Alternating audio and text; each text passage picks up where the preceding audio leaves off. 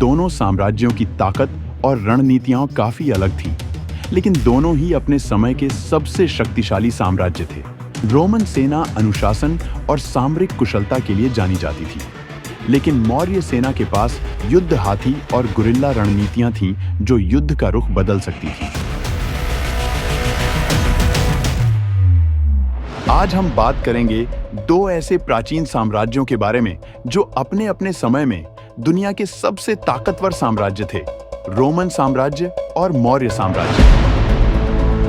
जब रोमन साम्राज्य यूरोप, उत्तर अफ्रीका और एशिया के कुछ हिस्सों पर राज कर रहा था, तब मौर्य साम्राज्य भारत के विशाल नगरों से लेकर दक्कन तक अपना दबदबा बनाए हुए था।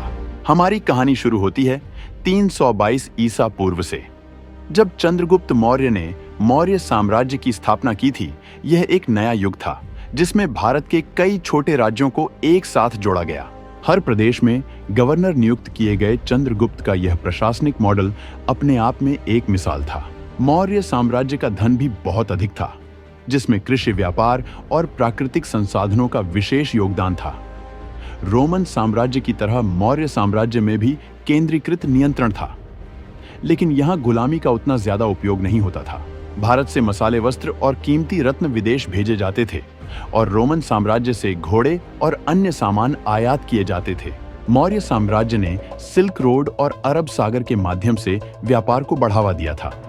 इससे भारत और रोमन साम्राज्य के बीच अच्छा व्यापार हुआ था। मौर्य साम्राज्य अपनी सैन्य शक्ति के लिए जाना जाता था। चंद्रगुप्त और उनके पौत्र अशोक के समय साम्राज्य ने कई महान युद्ध जीते। चंद्रगुप्त का सबसे बड़ा युद्ध सेल्यूकस प्रथम निकेटर से था, जो सिकंदर महान का सेनापति था।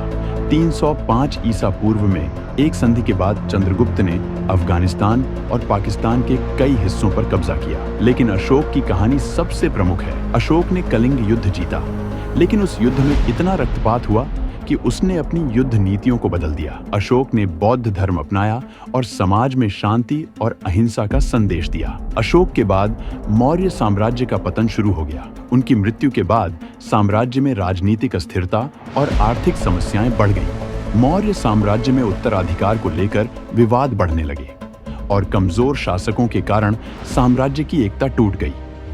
185 ईसा पूर्व में पुष्यमित्र शुंग, जो एक सैन्य जनरल था, उसने मौर्य साम्राज्य को गिरा दिया और शुंग वंश की स्थापना की। रोमन साम्राज्य भी अपने समय का एक ऐसा साम्राज्य था जो अपनी शक्ति, धन और प्रभाव के लिए जाना जाता था।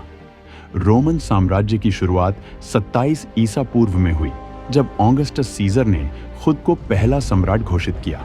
रोमन साम्राज्य के अंतर्गत कई बड़े युद्ध हुए, जैसे प्यूनिक युद्ध, जिसमें उन्होंने कार्थेज को हराया, और जूलियस सीजर ने गॉल को जीतकर अपना साम्राज्य फैलाया। रोमन सेनाओं की ताकत उनकी सैन्य अनुशासन और रणनीतियों पर थी। रोमन साम्राज्य का धन मुख्य रूप से उनकी सफल व्यापारिक व्यवस्था और विशाल क्षेत्रों से आता था। उनके पास उन्नत इंजीनियरिंग कौशल थे, जो उन्हें सड़क नेटवर्क और भव्य इमारतें बनाने में मदद करते थे। रोमन सिक्कों का उपयोग दुनिया भर में व्यापार के लिए किया जाता था, जो उनकी आर्थिक शक्ति को दर्शाता है। अगर कभी रोमन साम्राज्य और मौर्य साम्राज्य के बीच युद्ध होता तो क्या होता? दोनों साम्राज्यों की ताकत और रणनीतियां काफी अलग थीं, लेकिन दोनों ही अपने समय के सबसे शक्तिशाली साम्राज्य थे। आइए एक सोचने योग्य दुनिया में चलते हैं, जहां ये दो महान साम्राज्य एक दूसरे से टकराते हैं। रोमन सेना अनुशासन और सामरिक कुशलता के लिए जानी जाती थी, लेकिन मौर्य सेना के पास युद्ध हाथी और गुरिल्ला रणनीतियां थीं जो युद्ध का रुख बदल सकती थी। लेकिन अगर यह युद्ध किसी निर्णायक लड़ाई तक पहुंचता तो मौर्य साम्राज्य का लाभ हो सकता था। उनका केंद्रीकृत शासन प्रणाली, शक्तिशाली नेतृत्व और दीर्घकालिक युद्ध रणनीतियां उन्हें एक बढ़त दे सकती थी। रोमन साम्राज्य की युद्ध कौशल क्षमता और अभियांत्रिकी प्रतिभा भी उस समय अपनी पूर्ण क्षमता पर होती, लेकिन मौर्य साम्राज्य का विविध युद्ध क्षेत्र अनुभव और संसाधन प्रबंधन उन्हें लंबे समय तक युद्ध जीतने में मदद करता। तो फिर अगर आपको यह वीडियो पसंद आए तो लाइक करें, सब्सक्राइब करें और बेल आइकन दबाना न भूलें, ताकि आपको ऐसे और भी रोचक ऐतिहासिक युद्धों और व्हाट इफ कहानियों मिल सकें।